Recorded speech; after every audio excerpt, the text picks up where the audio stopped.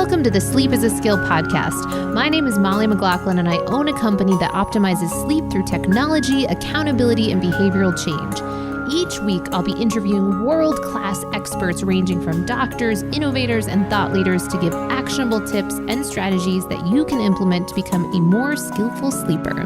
Let's jump into your dose of practical sleep training.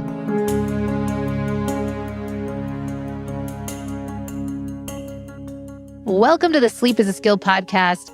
Today's episode is very different than any episode we've done so far, and I really hope you enjoy this format. It is a round table format, so you're going to hear a lot more voices than you usually do on our episodes. Certainly, you know that Sleep is a Skill is looking at that intersection of technology, accountability, and behavioral change. So we're going to go a little bit deeper on all things metrics and from some of these specific subject matter experts in various areas that I think you're going to really enjoy.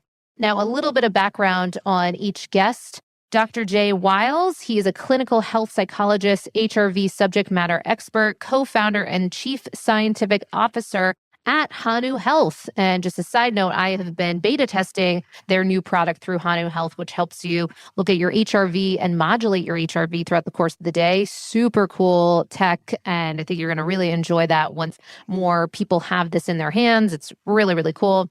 But Dr. J is currently working as the health behavior coordinator at the WJB Dorn VA Medical Center in Columbia, South Carolina, and the Greenville Outpatient VA Clinic. He has specialized training in health behavior coaching, health assessment, nutritional interventions for mental and physical health, motivational interviewing, applied psychophysiology, and consultation.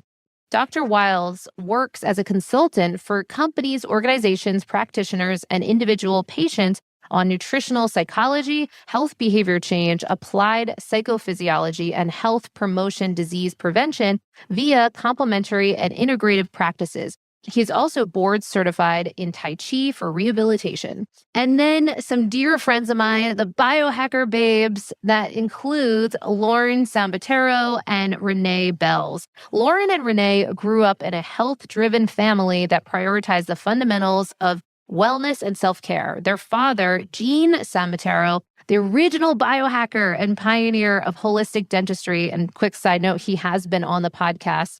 Definitely recommend checking out that podcast where we go deeper into sleep apnea and certain things available that you can use to help support your sleep apnea or to get it diagnosed. Taught them the importance of individualization, experimentation from a very young age. Renee, a certified nutritional consultant and holistic lifestyle coach with a master's degree in nutrition, and Lauren, a Broadway performer, corrective exercise specialist, and functional health coach, feel a strong passion and drive to not only share each of their journeys towards wellness, but their strategy and motivation to discover their own bodies through the world of biohacking. Their podcast, The Biohacker Babes, I had the opportunity to actually be on one of their episodes and highly suggest checking out their awesome podcast, aims to create insight into the body's natural healing abilities, strengthen your intuition, and empower you with techniques and modalities to optimize your health and wellness. And I am also participating in this roundtable, and I think you know a little bit about my background as the creator of Sleep is a Skill, the company that is on a mission to help transform the conversation around sleep on the planet. All right, without further ado, let's jump into the podcast. I think you're going to really enjoy some of the conversations that we get into, and we're going to do some more roundtables in the future. So if you have any questions that you would like to have answered from myself, from Dr. J, HRV expert and creator of Hanu Health, as well as the Biohacker Babes and their immense knowledge in the area of health and wellness, absolutely send those on over to us. You can go to sleepisaskill.com, and in the lower right-hand corner, we have a little sleep bot, we like to call it, and you can submit any of those questions there. So I get a lot of questions around sleep supplements, and I'm very hesitant to just throw out a whole laundry list of possibilities. One, I don't think it's the most responsible thing to do. I really do believe in testing to see what types of supplements make sense for you. And two, because I really truly believe that most of the things that you can do to improve your sleep are behavioral, psychological, environmental in nature, and often don't cost a dime. However, there is one supplement that I personally take every day and that I do feel quite comfortable with suggesting for most individuals to experiment with because of a couple of reasons. It's high safety profile and high rates of deficiencies in our modern society. Some put the numbers as somewhere around 80% of the population being deficient in this one area, and that is magnesium. So magnesium has been called the calming mineral, and some report that magnesium can increase GABA, which encourages relaxation on a cellular level, which is critical for sleep. Magnesium also plays a key role in regulating our body's stress response system. Those with magnesium deficiency usually have higher anxiety and stress levels, which negatively impact sleep as well. Now, before you go out and buy a magnesium supplement, it's important to understand that most magnesium products out there are either synthetic or they only have 1 to 2 forms of magnesium, when in reality, your body needs all 7 forms of this essential sleep mineral. So that's why I recommend a product from my friends over at BioOptimizers. They have created something called the Magnesium Breakthrough. And taking this magnesium before bed helps you relax and wake up refreshed and energized. And while we don't recommend that you go too nuts on looking at all the sleep stage classifications on all your wearables, I will share anecdotally that many clients have reported improvements in their deep sleep trend numbers. Again, I don't want you going nuts on the sleep stage classification numbers on your wearables, but I do want to let you know about that because I know that many of you do reach out on questions of how to improve your deep sleep. So I also love that BioOptimizers offers free shipping on select orders, and they offer a 365-day money-back guarantee on all their products. Plus, they have a customer satisfaction rating of 99.3%. Very impressive. And you can get 10% off Magnesium Breakthrough. Again, this is the same magnesium that I use every single night. And finally, you can get 10% off Magnesium Breakthrough. Again, that's the magnesium supplement that I use every single night by going to magbreakthrough.com/sleep-is-a-skill. And be sure to use the code sleep-is-a-skill for 10% off. Welcome to roundtable number, what number are we on? I don't even know. 4. I think it's 4. Is it 4? 4. Right. Fantastic. Well, I am very excited to get to dive in and talk about, so the thing that I'm thinking about, so in case you're wondering, this is Molly Eastman from Sleep is a Skill, and we are going to be diving in with our favorite people, Dr. J. Wiles, creator of Hanu Health, HRV expert, biohacker babes. We got Lauren, we got Renee, they're rock stars. Actually, we just recorded on an aside over on the Sleep is a Skill podcast, which is dropping very soon, all of their sleep tips, which were fantastic. That's a nice shameless plug that you threw in. Exactly. I had to throw that in there. Thanks, Molly. They brought the goods. But today I'm really, really excited because we are going to be diving into one of my favorite topics personally, and I have a sense that it is a favorite amongst all of us, which is the topic of data, biohacking data, but really exploring the pluses, the minuses, the best practices, favorite wearables, questions, call-outs, or concerns, the whole world of it. So I'm thinking to kick things off, I wanted to discuss the role of data in the health and wellness journey. How has biohacking data transformed the way that we're approaching our own health and wellness, and what can the listener learn from this? Certain call outs, what are we day in, day out utilizing, or any new exciting insights or breakthroughs in the world of data? So this is a big topic and we're going to get more granular, but just to begin, start with what we're all using. So to discover what we all might be able to learn from this. Anyone want to jump, in and share for themselves? Any call outs? Well, there's only one wearable that's necessary for us to talk about. So our podcast is over. We need to lead with that, right?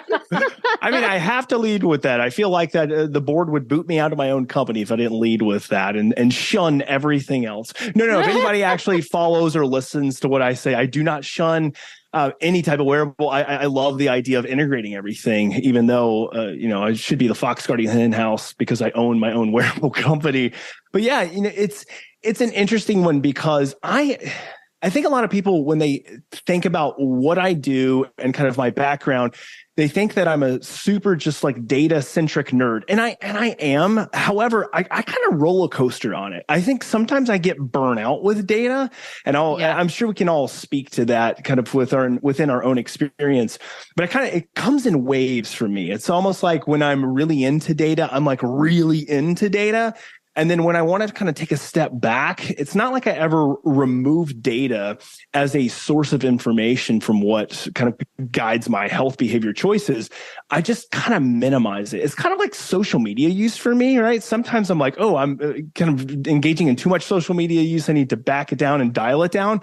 But I never just kind of like go away from it completely. So I know that was very kind of nebulous and maybe somewhat esoteric because I'm not really saying much, but I'm in one of those phases right now where data is actually like high driving a lot of what I do, especially in terms of like exercise and fitness. I've become really attuned to increasing markers related to fitness for longevity, mostly VO2 max. And I have to thank Dr. Peter Attia for that. He kind of just sent me down the rabbit hole of VO2 max research and kind of measuring it both quantitatively from wearable devices, but actually going in and doing a VO2 max test, which if anybody's ever done, have any of y'all done a VO2 max test? Yes. Very long time ago. Do you remember how bad it is? It's awful. Yeah. Like it is excruciating. Like if anybody's ever done, it's comparable to if anybody's ever done a stress test, like with an EKG, and they put you on a treadmill, they put you on a bike, and they pretty much are just like, we're going to exhaust you as much as you can. So for like a stress test, the idea is to look at any changes in the electrical output of the heart that could be indicative of arrhythmias or something related to dysfunction in the cardiovascular system, whereas VO2 max is really looking at your maximum oxygen consumption during exercise. So basically, how much oxygen can you deliver to muscular tissue in an effort to perform? And we know that as VO2 max goes up, we see longevity health outcomes also go up as well. So for me, I've been using a lot of data from wearable devices. The ones that I use predominantly are like Apple Watch. So I recently got an Apple Watch, and the reason we did is because Hanu is working on building a lot with Apple Watch. Hint, hint, it's coming. And then I also use Garmin. So like the Garmin Phoenix, that's kind of like been my go-to forever. And I'll look at their VO2 max estimation there, which is actually quite accurate. They found that the VO2 max estimation that you get there is generally within 5% of the actual test. And for me, I'll take that any day. I'll trust in that so that I don't have to do the VO2 max test again because it's awful. And that was actually where mine was. It was around 5%. My actual VO2 max was, a little bit higher than what my Apple Watch said. But that is the main source of data that I'm using right now for exercise. I'm really working on pumping those numbers up simply from a longevity and health span perspective, if anything else. And honestly, like it has become like a rabbit hole of gamification. Like I'm just using it as gamification. I use a lot of other data, but I don't want to like overrun the conversation with my interest in VO2 max right now. But it's a fascinating biomarker for many things regarding longevity and also mental health. We know that as VO2 max goes up, there is a reduction. Generally, this is obviously correlational data, reduction in anxiety experience and also reduction in depression. So really good for emotional well-being. I'm so glad you called that out too, because actually you're bringing up a topic that's of interest for me. I had done the test a while back. I'm putting in the chat. I don't know how you pronounce the name of this company. It's PNOE, and it's a remote. No. Yeah, exactly. Thanks. Yeah. I feel bad for the company because I'm not quite sure how you pronounce it. The wonderful company, they would send it to you remotely. But the mistake I made was I did it with a rower, and I was doing it with a rower. It's just the way I was doing. I should have done a treadmill. I should have known better. It was just too finicky. And so I actually really want to do this again. So you're inspiring me. Are you and maybe I missed it in what you shared, but is there kind of like the top down things that you're doing to address this? Is it, are any big call outs there? Yeah. So in an effort to increase maximum oxygen consumption, the biggest way to do it is to train at your VO2 max level. So they're kind of this can send us down a rabbit trail, but I'll try to keep it as concise as possible. So there are kind of two mechanisms for really enhancing VO2 max from a longevity perspective. The first one is exercising in more of a low heart rate, or what we'd refer to as zone 2, which is really going to be more for mitochondrial biogenesis. So the creation of new mitochondria, better ATP output, and just greater for endurance. Now that's a lower heart rate zone. Now then up in the upper echelon of heart rate zones, what we might refer to as zone 5, this is like getting pretty close, 90 to 95% of maximum overall heart rate. So for many people, they can just subtract. It's not the greatest way to do it, but it's the simplest way to do it. It's just from 220, subtract your age, and that'll give you your maximum heart rate. And then 90 to 95% of that heart rate is generally where we see zone 5 training. Now, in order to increase VO2 max, I've been doing a fair amount of zone 2, which I've always done, but I used to intermix a lot more of like high intensity interval training. And for me, that would be like a 30 seconds to 60 seconds, like max effort, but really generally around 30 seconds max effort. I'm talking about my max heart rate's 186, like I'm going like 180, 182, like really generating a lot of power, a lot of, I guess, just overall stamina.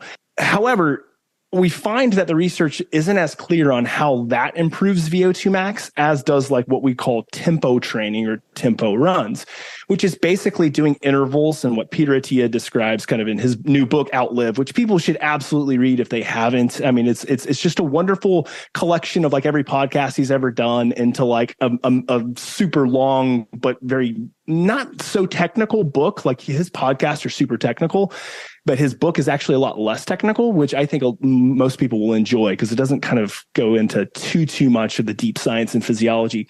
But he does 4-minute intervals on and 4-minute intervals off at what's called your VO2 max, which is basically kind of like running and pressing as hard as you can, but sustaining it for 4 minutes. And then the 4 minutes after that interval is doing more like just like a really light jog or even just a walk, like almost doing nothing compared to what you were doing.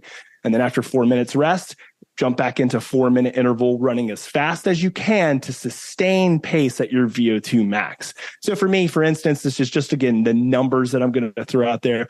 My zone 2 run is generally like a 9:30 mile or so. So like 9 minutes to 9-minute 30 miles will keep my heart rate around 140. When I'm running at my VO2 max, that's probably going to be like a 6:45 mile, 7-minute mile for 4 minutes. And it's tough. I mean, it's just, there's no way to put it. It's really difficult. But I've seen that over the course of the last 6 weeks, I have increased my VO2 max by 15%, which in 6 weeks is pretty, and I'm very, very happy with that. 15% increase is good because it's taken me from where I was happy with, like I was okay. Well, I'll say I was okay with the number to now putting me pretty close to the bracket that I want to be in. But I've got a long ways to go because my goal is to increase VO2 max to the point of the generation behind me, or I should say the decade behind me. Their elite level is where I want to be. So not the elite level for, my age group, like the 35 to 45 year olds. I want to be in like the 25 to 35 year old elite level. So anyway, rabbit hole, but I just still think it's one of the best metrics that we have for longevity in terms of exercise output. And it's hard work. Like there's no doubt about it. Like if you want to increase your VO2 max, you can. I think everybody can do it. And it's a great data point to follow with your wearable technology, but it's not a comfortable thing to do. That's for sure. It's just stress test over and over again. And the clients that I see that track it, and I'm not personally tracking, but I'm watching my clients track it and try to move the needle. And the ones that are having the greatest success are leaning into both of those extremes, like a healthy balance of the zone 2 and the higher intensity work with adequate recovery in between. And I never heard the 4 minutes on, 4 minutes off. What I've read about VO2 is that recovery interval is so much shorter than you want it to be because you have to live in that uncomfortable range. So if you're going all out, like say you're running uphill on a treadmill, hitting that VO2 max, your recovery time is going to be basically a quarter of what you want it to be. So you're not waiting for the heart rate to fully recover. You're going right back in. So it does feel extremely intense. And I did a version of this on the Carol bike yesterday where you do 30 sprints in I think it's like a 10-minute period. You only have 8 seconds to recover in between. So it's not even recovery. The idea is that you're recovering completely on the back end, but The takeaway here is that it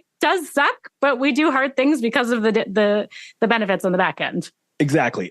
And for me, it's mentally, instead of pushing against it, this is kind of getting into the psychology of this type of training.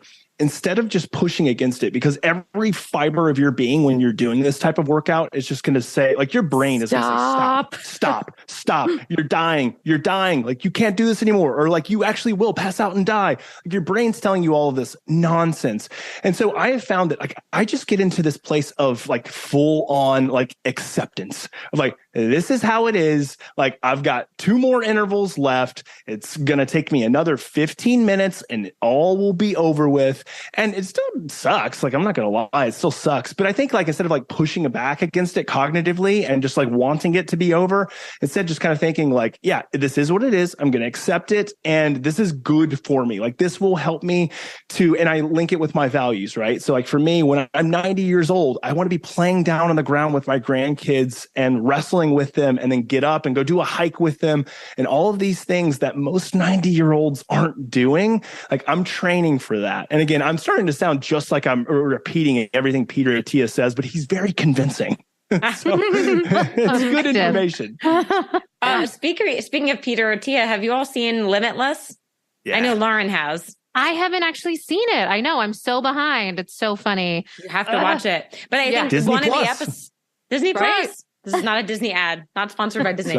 But anyways, Peter Attia is on there. And I think one of the episodes, they do a lot about VO2 max when he's training for, I think, the rope climb, possibly. I think that's right. Yeah. Anyways, really, really good. I thought it was an entertaining show. So good. Yeah. It No, is really I feel good. like we Very Disney. Yes, very.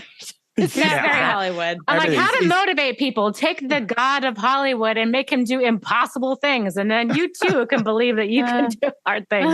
They should have done it with Mickey. I mean, just like had Chris Hemsworth dressed as Mickey Mouse. Right, I mean, exactly. even more convincing. More approachable. Yeah, It's for sure. amazing.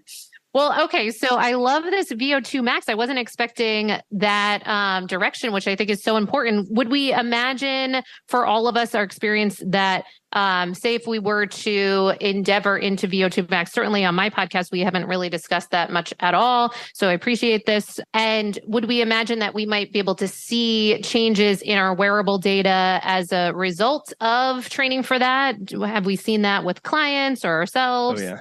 Yeah, I'm sorry. I don't mean to dominate the conversation here. So all the listeners would be like, "Jay, shut up! He keeps talking." Well, at least I feel like you I know keep your talking. stuff, man. Yeah, you're excited. I love the excitement. Yeah. I hope I don't forget it all. I feel like it's for me. It's like when I get into something, like I really get interested in it, and Same. I probably my wife, my poor wife, she probably thinks like, "Jay, are you reading yet another research study, another book, like buying another device?" Yeah. So Man, for me, Jay, I would love to see your genetic report. Like, what's I know. going on? Yes. Like, well, I'm working on that. So again, shameless plug for Wiles Health. So anybody who's like interested in like genomics testing, DNA methylation, like age testing, I always recommend the guys over at Wiles Health. So Mike Dawson, Mike Mallon, I mean, those guys are amazing at what they do. So we're doing a lot of this testing. I don't have it just yet, but we've done some pre-testing. We'll do some post-testing. The changes that I've seen from a biometrics perspective, and obviously if anybody kind of follows kind of what I do, obviously I'm checking heart rate variability. I'm looking at resting heart rate as 2 primary biometrics. VO2 max is very interesting because I've seen this linear increase in direction, but what I've also seen paired with this is a lowering in overall resting heart rate, and then also a increase in heart rate variability. Which for me is actually a really interesting one because I do so much for nervous system functioning that it can be difficult for me to move the needle much on that one, just because I've kind of like tried so much stuff. So I feel like I'm maximizing the benefit as much as possible on that end. But this is one that I have seen an appreciable change. I mean, it's not a minor change, it's an appreciable change. So whereas generally my resting heart rate, like if you're looking, let's say at low heart rate on an overnight score with Aura or with Whoop, would generally kind of bottom out or be at its lowest range at around 46 to 47 beats per minute. And over the course of the last 6 weeks, I have seen a reduction to around 42 to 43 beats per minute. So that's like a 3 beat per minute difference in 6 weeks in my low state heart rate, which is pretty good. I mean, I think that in general, we want to see kind of that lowered resting heart rate and lowered average and kind of that bottom, if you will, shelf. So I've seen that, and I've seen heart rate variability increase. I will say that if I do a week of workouts that are a little bit more intensive, so generally I do 2 VO2 max workouts a week. If I step it up to 3 or so, I'll start to see the declination in recovery. So I'll start to see that in heart rate variability. I'll see an increase in heart rate, but it's great because I'm using the data to inform me when I'm pressing a little bit too hard. And I have the tendency to do that. The first week I tried this, funny little off story. The first week I started doing VO2 max training, I did 4 in 1 week. That was just really dumb, by the way. Don't ever try it. It sucked doing it. And then also my recovery scores were awful. It was impairing my sleep. It was impairing my nervous system recovery and functionality. Heart rate variability suppressed, obviously. Heart rate increased, and it wasn't good. I was overtraining. Like classic overtraining 101 being seen here. So again, it's another opportunity to use that data to better inform my decision making and say, 4 is too much. Dial it down. Tried 3, still too much. Dial it down. 2 is the sweet spot. So good. And so, and how about for our biohacker babes? Are there areas that you have that you're playing with your data that have you as excited as Dr. J, or maybe even a percentage of excitement as Dr. J is right now? Anything that's getting you excited going? It's really awesome to hear about the VO2 max stuff, because I think I need to dive a little bit deeper into that. I kind of have been like the lazy person when it comes to like the workout heart rate zones. Yeah. I go to Orange Theory. I strap this thing on. It tells me if I'm in the blue, the green, the orange, the red. And I'm like, okay, I got it. You know what I mean? So, so I have some new inspiration to explore that a little bit more. So thanks for that. I would say for like other data and trackers, well, one, I read an article the other day and they said, stress trackers will be the new step trackers of 2023. So Dr. J, that's good news for you. Yes, totally. But I've really been lately into combining the Oura Ring with natural cycles. So for the ladies out there, I wanted to test it out to see if it was actually legit with how the data correlated to your cycle. And it has been on point for 6 months in a row now. So for women that are using maybe just like a regular app, but they have an Oura Ring, I would say get the natural cycles to sync it, because, you know, if my cycle range is 28 to 32 days. If I'm a little more stressed 1 month, it might be a little bit longer kind of thing. But the Oura Ring with natural cycles has been like to the minute accurate. So is that an app, Renee? So natural cycles, is that like a separate app that like takes in or aggregates the data and then provides just kind of more information, more robust information? Yep. Oh, cool. Yeah. Very The partnership, I think, is within the last year. It's still pretty new, but because the Oura was trying to do some of that, but Natural Cycles has so much more information for women on there. I really think it's a good match. So Absolutely. Yeah. that's my favorite at the moment. It's such a game changer. I mean, the more that we have people realizing and dialing in on the difference that happens for hormones if you are of menstruating age, and then can layer that in with your wearable trackers and stress, kind of techniques. Certainly, this is the perfect group to discuss some of these things that are coming out. It's so huge, because we do see that reliable often dip into more of a sympathetic response state in the second half of our cycle pretty routinely. So fantastic. Yeah. And something that might be coming out soon, we actually interviewed Dr. Amatma Shah on our podcast. She's a fertility expert. She's doing a lot of research on just looking at basal body temperature. And there's going to be some interesting information coming out. Like, we can learn a lot more from temperature than we possibly ever thought. So very interesting. Stay tuned on that. Yeah. Amazing. Exciting. What about you, Lauren? Any call outs? Well, the CGM is just always a standard. It's the target is always moving. There's always something new to learn in that realm. And I'm just so humbled by the CGM and what it can offer us as far as some feedback on lifestyle, sleep, nutrition, things we've talked about in this podcast. I would say the second thing something that came to mind when we're talking about VO2 max blood chemistry. I've seen, this is simply a theory and observational, but I've seen with clients that are tracking VO2 max that we are seeing some improvement in blood chemistry markers over time.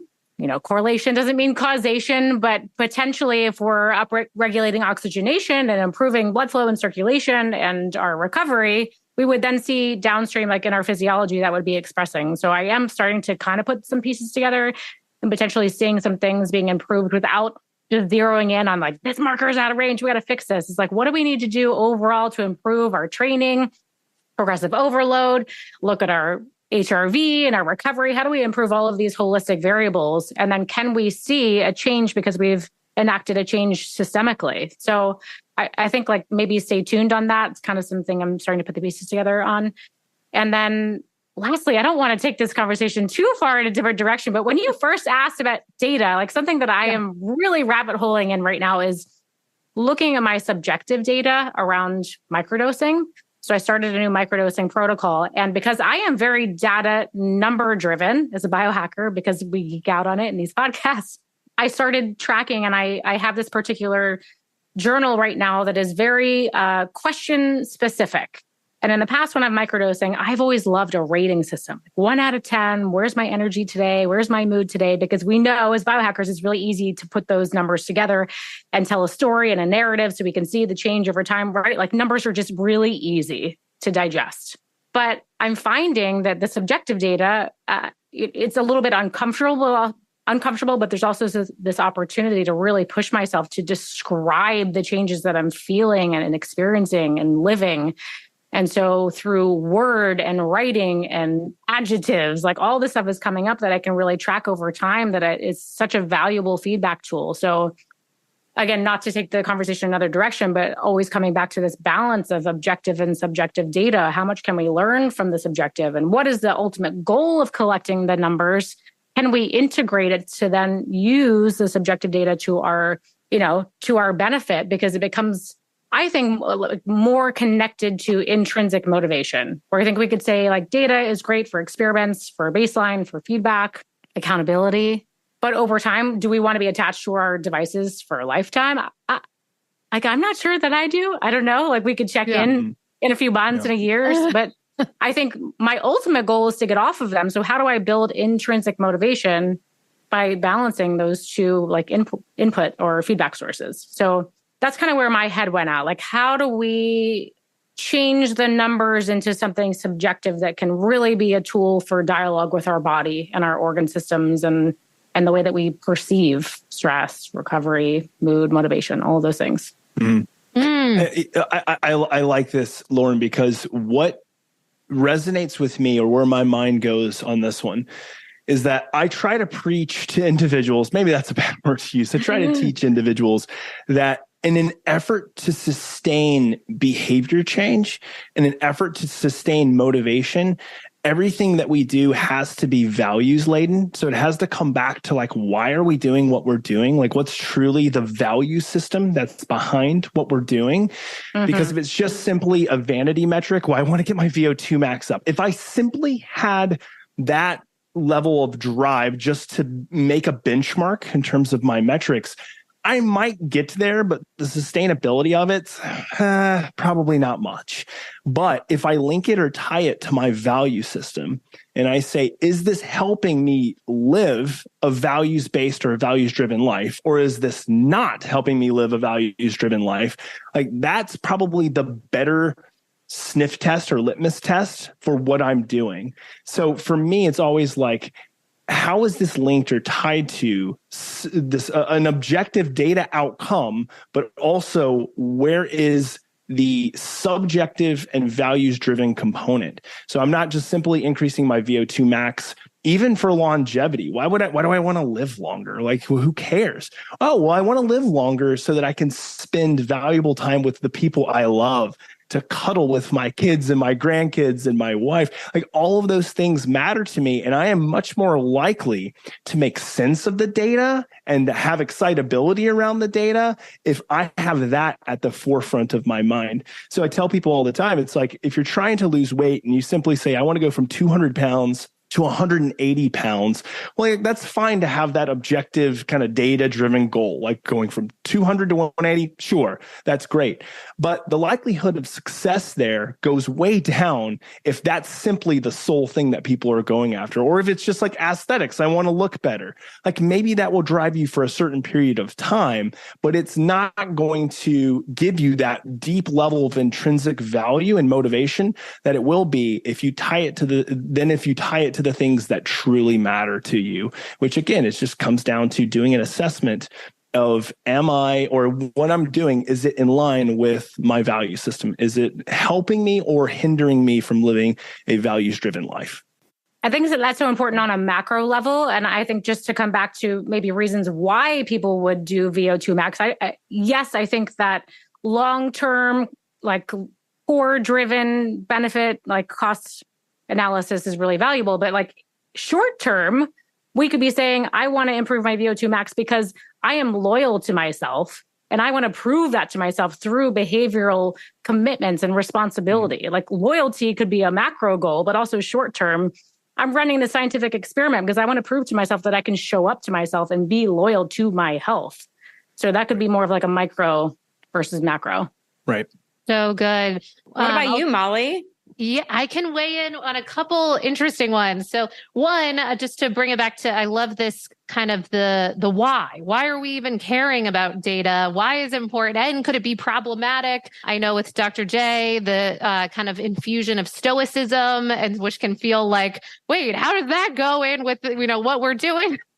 But really getting clear on simplicity and what are we getting out of this attention to these numbers? And I think to Lauren's point, I think it's so one of the reasons that I love this conversation of data is I really believe it's another angle in at personal development in a lot of ways. So it allows, so I work with so many, especially men, which is really interesting in the world of sleep optimization and, improving overall health and well-being. And I think because of this data-driven approach, it allows a different angle into self-awareness and seeing suddenly when you see trends and numbers of just even the most simple of things like, oh my gosh, I thought I was waking up at around the same time. It's like one of the most common things I see all the time. We have hundreds of people on our Oura Ring data dashboard. And one of the most common things I see is people say, I wake up at around the same time every day. And then we look at the numbers and then it's actually this roller coaster all over the place.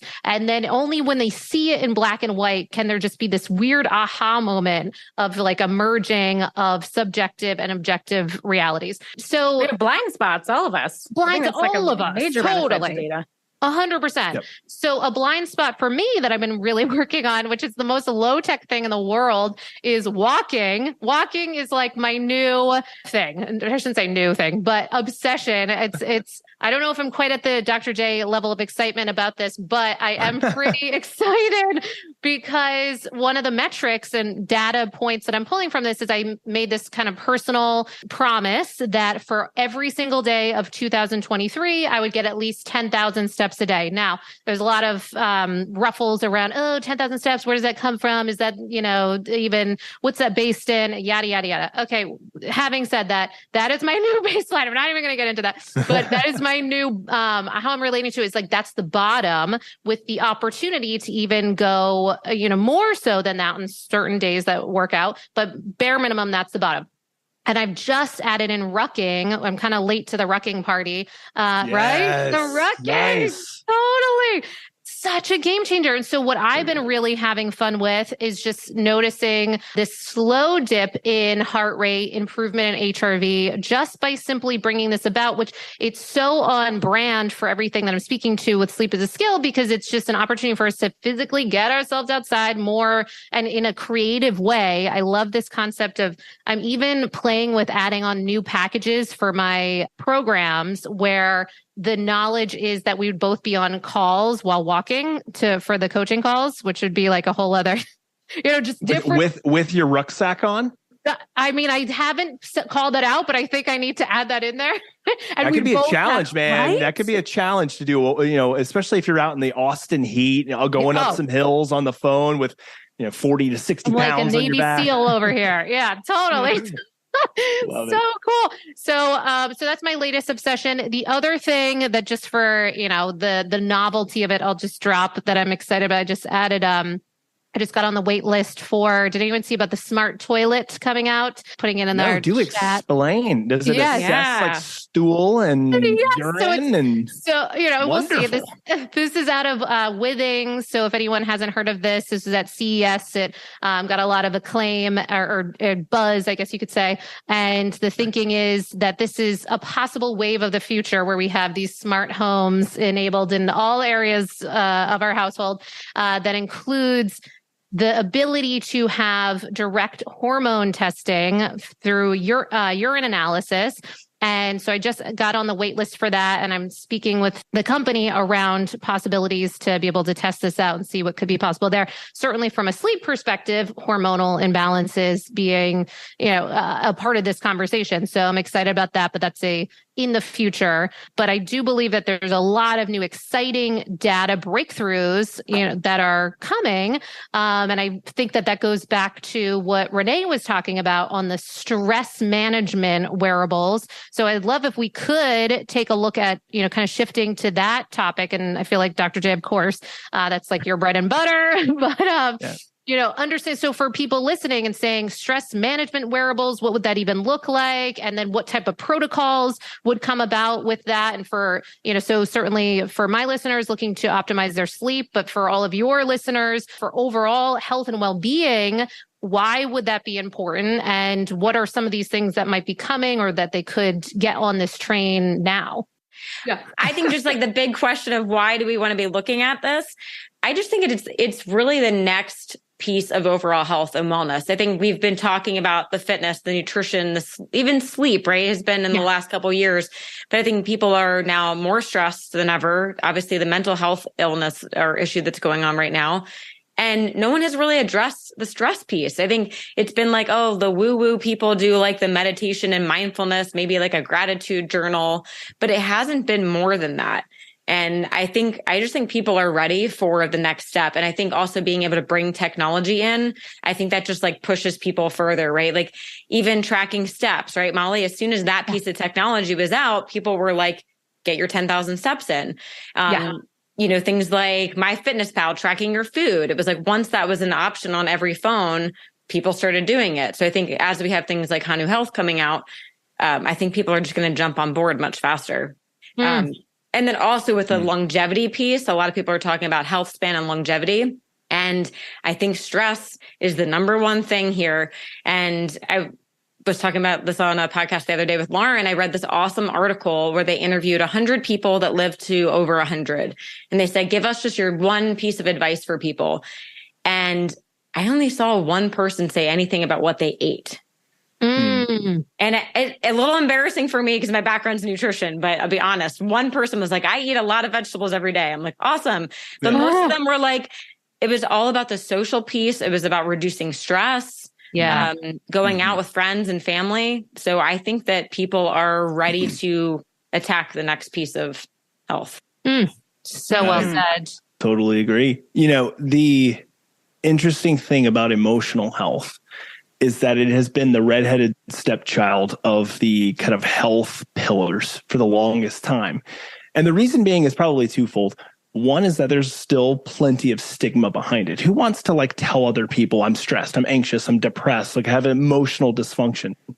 Whereas it's like, oh, I eat like shit, I sleep like shit and I don't work out. Like people are more willing to kind of discuss that and have people step alongside and help with that area. But emotional health has really been kind of the thing that's put over to the side where we all acknowledge, it's a kind of a part of health. I know I need to get a better grip on my stress response. My emotional health, my relationships aren't the greatest. It's like there's this acknowledgement there without a lot of action. And to your point, Renee, like we are in the middle of a widespread pandemic of just chaos when it comes to mental health.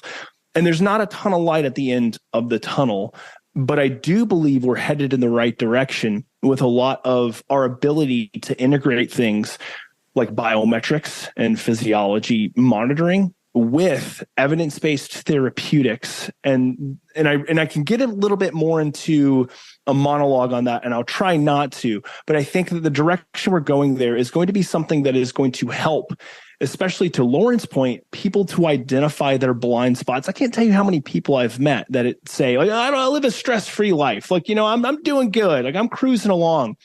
They put Hanu on, tells a completely different story. And we're like, we see a lot of dysfunction there. Like when you get rattled, like you don't really recover well. You get really rattled. And so I think that just like with blood glucose, maybe not a lot of people understood kind of what glucose was doing throughout the day. They started to see it with a CGM, and now they're like, and they need to do something about that. Like, because this has been going on for years and years and years. People intuitively understand the necessity for exercise. They intuitively understand sleep, but that is also one I'm sure you can speak to, Molly, that many people, especially hard chargers, until recently, like saw as like kind of the sleep was the bottom feeder, right? It's like, 3-4 hours of sleep. Who cares? Like I'm crushing it in life, and then they die, and then it's like, maybe not so much. And so I think what's happening now is that we've identified kind of the role of nutrition. We've identified and we're making action steps on exercise and then also on sleep. And now it's kind of the point where we're like, okay, it's unavoidable that we must assess and talk about and open up this discussion of emotional and mental health and how that relates to overall health. And if it continues to be the redheaded stepchild that's in the corner that we just don't talk about and we kind of ignore, but acknowledge, he's there, but don't actually do something about, it's going to further lead us down a path of destruction.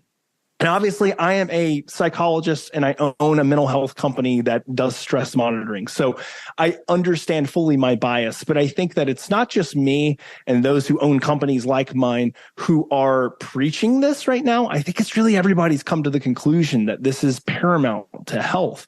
And so when it comes to kind of what we're seeing right now in the data biometric space, obviously Hanu's doing it. We're doing it in a way that's different than most people, right? We're looking at heart rate variability continuously, a very fine, granular, microscopic view of somebody's stress response. But also for us, we're saying, well, how do we integrate? Because I preach this all the time, but with all the data and information without any actionable steps doesn't give us anything. Like it's basically useless. And I am of the mindset too, that simply tracking stress and then doing something like breath work or biofeedback or meditation, I think these are immensely helpful. I think that these are paramount to really high quality emotional health, but I don't think that they suffice. I think that when people are truly having emotional dysregulation, which is more people than not, by the way, I think we want to make it clear that it's more people than not are having problems with emotional health and mental health. When we simply kind of go and utilize some of these targeted therapeutics, they can help transiently. But for a lot of these individuals, we are stuck so much in this narrative and so much in this kind of cognitive fusion of all of these things that we believe define us as who we are, that problem is also not being addressed. And this is actually really the direction that Hanu is going, just to be completely transparent, in that we want to integrate all of these amazing health behaviors that we know are really good for mental health, good nutrition, good sleep, really high quality exercise, but then also bring in kind of the more psychotherapeutic and counseling type of therapies that are used and found to be evidence-based, and layer that on top of things as well, because people can do all of these great behaviors for emotional mental health and well-being, but if they're not addressing kind of the inner dictator that's kind of directing all of their decisions, then all of those things are going to be great acutely, but it's also just going to be still there, and they have to address it as well. So I think that in this world of data and biometrics, we need something that can help open people's eyes to their blind spots. But then we also have to follow it up with really good, rigorous approaches and aggressive approaches to enhancing stress resiliency and mental and emotional health. Just like if we saw someone had a really low VO2 max, to go back to that analogy, we wouldn't just say, okay, you have a low VO2 max, see you later. No, we would give a protocol, a precise protocol. And I think that's where we're headed right now with stress monitoring. It's not just saying, oh, hey, you have, low stress, medium stress, high stress type thing, and, good luck, go do a breathing exercise.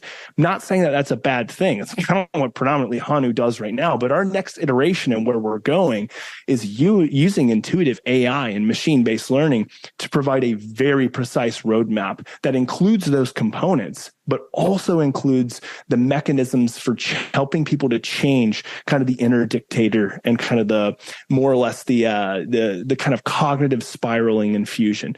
I know that I went way too far into that than I probably should have, but I think it speaks just to my passion for helping people to realize that emotional health cannot be the redheaded stepchild anymore. Like it just can't. And I think until it becomes completely destigmatized, which I don't think it ever will, honestly. I think it'll always be kind of like more or less stigmatized compared to all the other health pillars. Until it becomes more forefront in our minds in terms of health and health span, I think we're in big trouble. All right, I'm going to get off that soapbox. I think we all...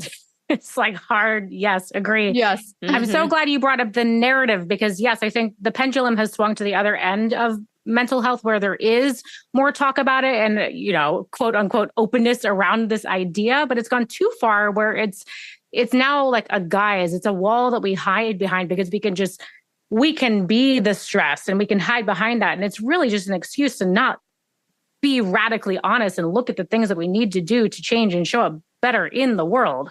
And so narratives are created just so easily and thoughts become proteins. So then it's like embedded in our physiology and it's expressing in our DNA. So it's really freaking important, as you said. But I think when it comes to data, we can create a whole new narrative that may not be positive. So how do we stay open? I find that is really the challenge for us as a human species with the brains that we have. Like, how do we stay open and not get attached to a particular story? And just as you said, you have clients that say, I'm not stressed. We look at HRV. Oh my God, it's telling different stories. See it on glucose. I eat so healthy. I'm like, well, your glucose doesn't say that. Same with sleep. Like we all could give so many examples of that. But then also when we give actionable advice and we do some experiments, how do you also not get attached to that new narrative? Like we always have to keep coming back to let's detach, let's stay open. Let's know that our bodies are dynamic and changing every single day. We are not the same person that we were from a physiological perspective yesterday as we are today, as we will be tomorrow. And I think the coaching stuff is just so important. That's why I love plant medicines potentially as a behavioral change aspect because the brain is just so strong and dictates a lot of this. We keep going down the same path. Like we take the same, the analogy is the same snow. What is the word? The ski route. No, the train. No, what is the snow? The ski snow trails. Yeah. Trail. It's the trail. Yeah. We take the same ski trail because it's comfortable, right? We don't go through the woods. We don't go off of like fresh snow and make new tracks. And plant medicine, which calms down the default mode network and allows us to create these new paths so we can stay open and have a new narrative whenever we see fit and wish to change that because what's true today is not going to be true tomorrow. So I think there's a lot of exciting things, but I'm glad you brought that up, the behavioral component. And I'm just really fired up about how potentially plant medicines could feed into that rewiring of the brain. So good. Yeah. And Renee, you touched on too from the article, is this area that you're also looking at with other types of wearables that you can speak to too from the stress reduction perspective? Are there certain strategies that like in your own life? I don't mean to just put it for Renee, but I know you mentioned that article. Curious. Yeah, I mean, I've been looking at the stress component for a long time. I was kind of forced to, and I mean, you guys know my story. In 2008, I graduated and just totally crashed and burned because I was the person sleeping 4 hours a night, type A, go.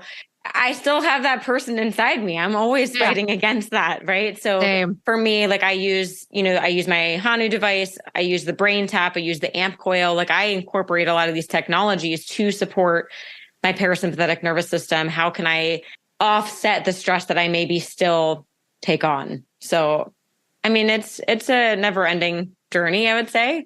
And I still love the data. I'm a big fan of the data, but I had a really interesting experience lately. I was at a health span mastermind and two of the speakers were talking about data sovereignty.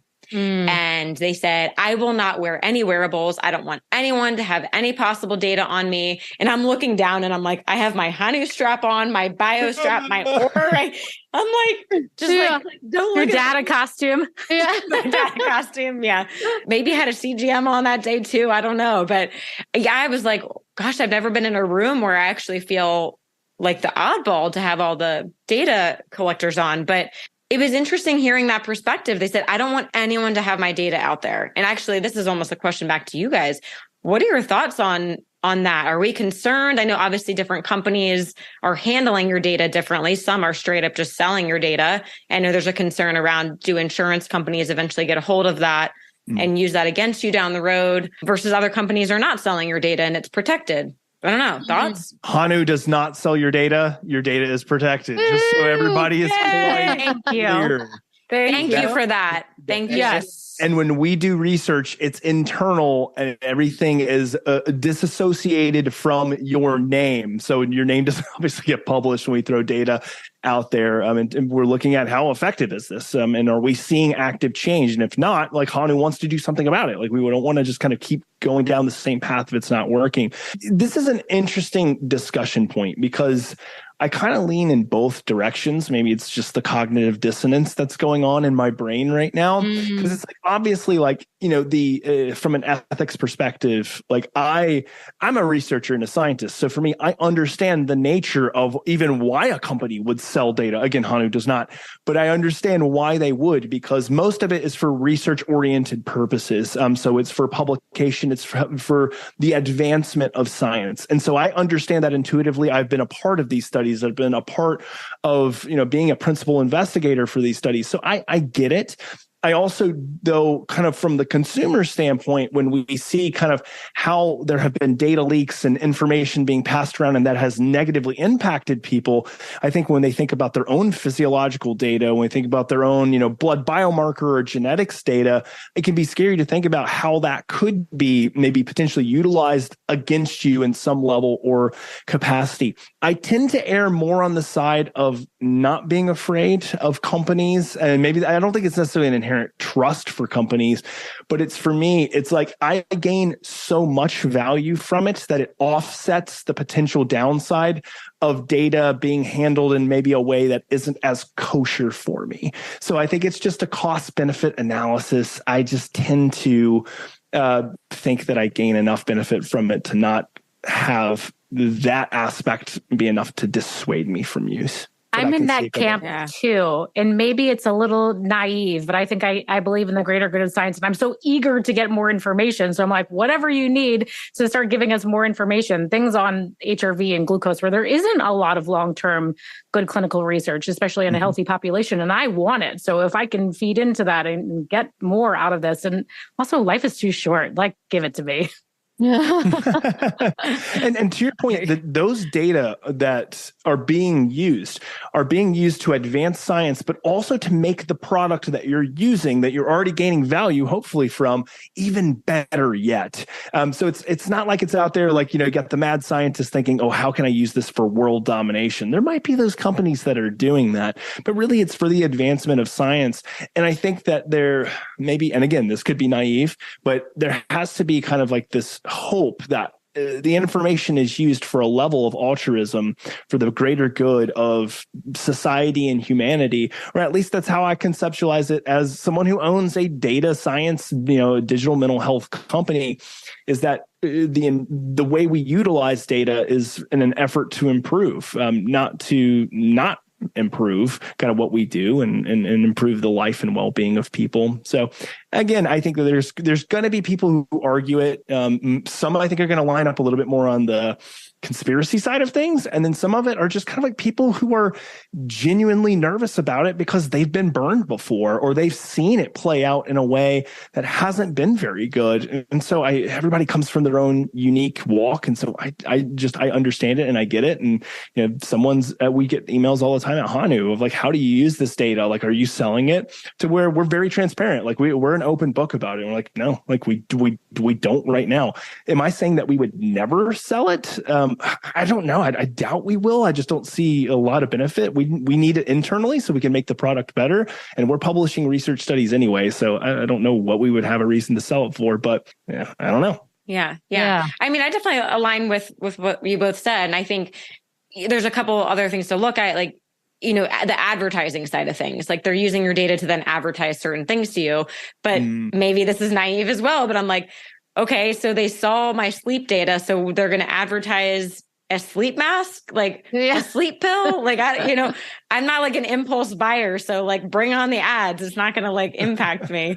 Versus the other end of the spectrum, like the genetics, right? 23andMe, I think, has been the big one that has been slapped on the wrist for what they're doing. Is like, in 50 years from now, is my insurance going to drop me because they say, we saw in your genetics when you were 18 that this was going to happen, or I don't know.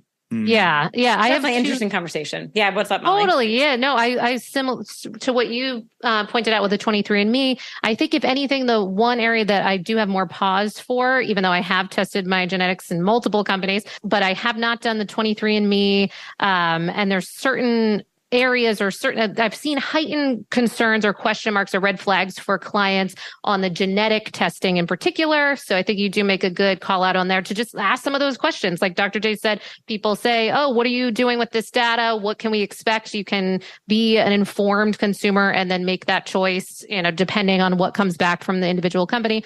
And then the second thing, I was just also at a mastermind, I guess masterminds galore. And one of the takeaways from this one was just about data in general and protection of your data across the intranets, if you will. And was speaking to, there's literally this one guy that's like a real life Mr. Robot, essentially. If you've ever seen Mr. Robot, like a real life hacker that has, hacking since he was like 14 and now is used with the military or the US government on being able to kind of safe house or to be able to protect the vulnerabilities of different, governmental agencies. So really, really knowledgeable in the realm of hacking into your data. So if that's a concern of people being able to, if you're like a public figure, might be targeted for a particular reason and people want to use your data against you, then some of his go-to kind of takeaways were just so basic. It's almost funny, but 2-factor across the board, 1 password, which actually I have on my list of things to do to fully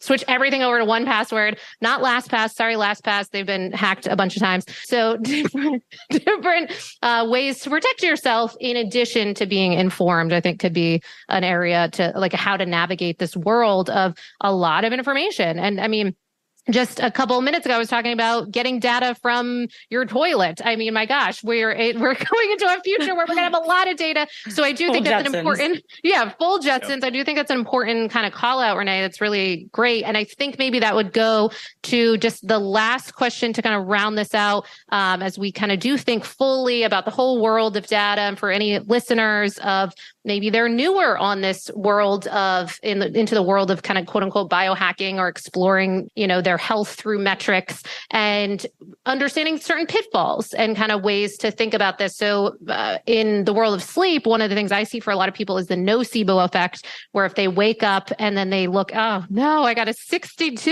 in my readiness and a 59 or whatever, right? These numbers then leading to a particular way that they're approaching their days. And curious if you all have any strategies or approaches that you suggest for your clients or for yourself or both on how to navigate data and be empowered and not necessarily fully at the effect of. Yeah. I think I'm on record saying this a bunch, but I think it bears repeating that for me, it is a part of my morning routine, at least initially, to not check any data whatsoever. My routine generally, I've changed this a little bit. I was trying to think about how much to disclose and not disclose. I used to take a shower every morning and I don't anymore. And the reason being is just simply because I was like, I don't know why I'm taking a shower. Like I immediately go to the gym. Like after I'm done with like my morning routine, I go to the gym and I get nasty and sweaty. Why am I taking a shower? Like I was to quote unquote wake up and I was like, I don't need it. But when I was doing that, and I'll talk about my routine now. If you are someone who showers first thing in the morning when you get up, for me, that was always my check-in time. So I would get out of bed, no data review, like phone stays, away from me. I go into the shower and I took basically a full body scan. And it was like, how am I feeling right now? Are my muscles feeling tense? Do I feel recovered? Do I feel energetic?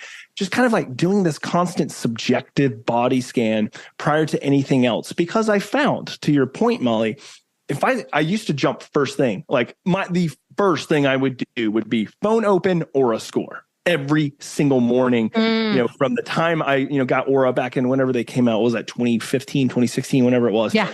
I did it every morning, and I would live out the self-fulfilling prophecy of that score. 62 of 65, bad day. Done. No need to work out, low energy. And it's kind of this head scratcher, but it shows you the powerful effects psychologically and behaviorally that checking this data can have if you haven't done any of the other check-ins. It's kind of moving way too far on that side of the spectrum. Whereas for me, it became and still is a part of my morning routine to check in first. I have found that I am pretty good about kind of, I've seen so much data now and I've checked in so many times. I'm pretty good about kind of knowing generally where the range of that score is going to be anyway. That's the goal. Amazing. That's the goal. That's the goal. So for me, I'm basically using that data to confirm and be like, I wouldn't say I'm good enough to know how much % of my night was in deep or REM. I'm not sure if I can assess that, but overall, I'm generally know where I'm going to be. Yeah. And so for me, it's always saying, how do I check in first? So it doesn't lead me down the pathway of a self-fulfilling prophecy of checking later. So, of checking in objectively first. So that's my routine that I do every morning without fail. If you catch me looking at my Aura score or, even looking at Hanu prior to me checking into the body, then I would say that's an odd day. It doesn't happen very often. Maybe it happens every once in a while, but not very often. I love that. Okay. And Renee and Lauren, any tips for people? I do the same. I love that practice. And now sometimes I want my Aura to upload because I take it out of airplane mode, but I don't want to look at it. So I have this practice where I open, but I don't look at the app. I turn my head and then close it so that it charges and uploads, but I don't see it immediately. But yeah, I think the check-ins are so important. And maybe on a larger cycle, like a macro cycle, cycling off of something like your Aura ring or your CGM and seeing if you can kind of do that check-in guess where do you intrinsically know what your score is going to be without that data to confirm it. And for me, that's the lifelong goal. Can I build so much intrinsic accountability and this very deep relationship with how my body is performing and the feedback it's giving me without the data? So it's in the off, I'll call it the off season. So you take the CGM off, you're not wearing it. Are you so conditioned and in tune with your body's signals that like Dr. J said, you said you can kind of assume what your score is going to be without it. Can you do that lifelong? So really training for the off season rather than training for the in season. Can we train for the off season so that communication is just so dialed in? So at the macro cycle, planning for those off periods, planning for a data fast, planning to have those more subjective conversations so that at some point we can get off of it. And I think there's always going to be value in checking back in because the body's dynamic. We change, we get older. So it's not like this experiment's going to end here and now. I do think in a year, if you haven't had a CGM on, you should probably put one back on. In 5 years from now, you should check back in with all of this stuff. But for me, the goal is to train. I've never said that before. Train for the off season. I like it. Coin it, put it on a shirt, tattoo. Yeah, exactly. Did you have some mushrooms today or something? You're coming up with all these new terms. I am in a protocol. I'm in a protocol. Ooh. Yeah. Brain is on fire. Yeah, exactly. I guess I'm kind of like both of you too with the waiting to check the data. It kind of happens a little bit more naturally because I put everything in airplane mode. So I would say if you have any devices, putting it in airplane mode for me just helps because in the morning, I'm not going to immediately go take everything off and plug it in. I'm not going to do that. So I naturally don't see my data for at least an hour or two. So waiting. And then as far as getting the good scores and bad scores, I think it's so dependent on your personality. I think just know yourself. If it if you're really impacted by those scores, like Lauren said, do a data fast for a while. Maybe just use like a notebook as your daily check-in for a while. For me, it doesn't bother me. I kind of laugh at my scores sometimes. Like the other morning, Sunday morning, I woke up and I'll be honest, Saturday night, went out for my husband's birthday, had a couple cocktails, slept in an extremely hot, torturous hotel room. It was a nightmare. The hotel thermostat hack did not work. Sad story. But anyways, I woke up and my score was 78 readiness. I'm like, that's not as bad as I was expecting. Yeah. So I kind of feel like you get both. Like you get the side of like, that wasn't as bad as I was expecting, but then you also get, I don't feel that crappy today. So I feel like that both ends of the spectrum kind of balance each other out over time. I mean, that's what I've seen in 5 years of checking the data. And I think also having the Oura Ring and the BioStrap, seeing the discrepancies in the scores, you have to laugh a little bit because when they don't match up, you're just like, this is entertaining for me. Yeah. It's entertaining. I love that you said that because I think it's such a good practice in compassion, self-compassion, being able to laugh at yourself and have that ease and not get so wrapped up in a particular narrative and potentially create a stress response. And I'm laughing at you saying that because I was singing The Sound of Music this morning on my nature walk. And there was a particular line in that song, The Sound of Music, that really got stuck in my head. When she sings, laugh like a brook as it trips and falls over stones on its way. Like this is a natural pattern in nature that nature kind of laughs when it trips and falls, but it keeps going. It stays in flow. And that was my profound morning microdosing moment. But I was like, we have to laugh at ourselves. Like what's the worst that happens? I think the worst that happens is that we create a stress response and a poor narrative. So why? Yeah. Got to get on this protocol that you're on. Singing, the hills are alive. No, I was skipping down the street singing, the hills are alive. And the neighbors are calling the cops. They're like, she's at it again. It's 4:30 in the morning and Lauren's going at it. That's amazing. Wow. Okay. Well, that's fantastic. These are so many great, insights and perspectives. Oh, I guess I should share mine too. One practice that I've been loving right now has been I actually haven't mentioned this on any of my podcasts yet, but a nighttime or bedroom iPad. This is my thing. So let me explain. So basically, what this is, I have this concept of bookends to your days. So you want to bookend your day where you have kind of, as Lauren and Renee were putting it on their social media, Dr. Quiet, so that you have your own piece on each side of your bookends of your day. So morning and night. And so for me, one of the aspects that I do to really ensure that I have structures where I'm not using my phone on either side is this bedroom iPad. And so the iPad has nothing on it and it's always on airplane mode. It's always on the red, kind of setting, the color filters. And from that, it just effectively is like a book. It's like a Kindle book. And then it has alarms, so you can have that by your bedside.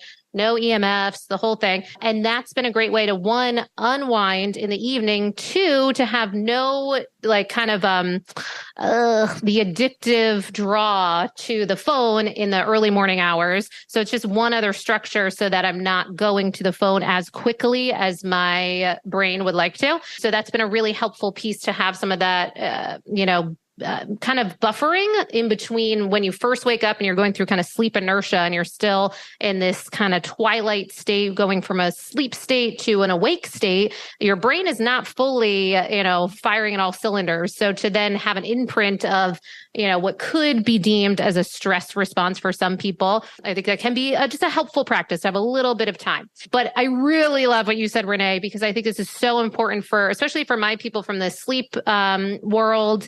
There can be a real tendency for perfectionistic tendencies or qualities when we're having that can lead and be a contributing factor to sleep issues. So there can be a tendency to say, oh no, if I don't have the crown, or if I don't have, whatever metric or wearable you're using, if it's not deemed as good or positive, to have a problem with the information. But I think that's one of the breakthroughs to actually having great sleep from a sleep perspective, is to actually know that you are never going to have fantastic sleep across the board every single night. And the freedom that comes from that is just fantastic. So I think just having that at play, being able to laugh, I think that's such a huge and powerful and enlightened state to come from, is like Buddha Renee.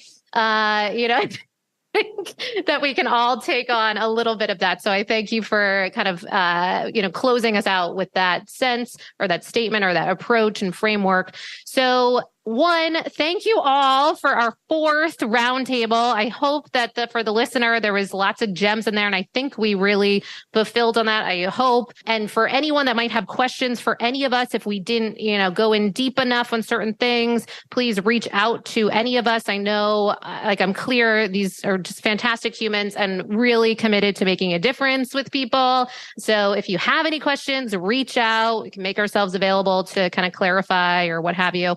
But just thank you all. This is amazing. So inspired by all of you. And I'm going to be up in, my VO2 max, awareness, and just all the, maybe get on to microdosing. There's lots of takeaways from this conversation.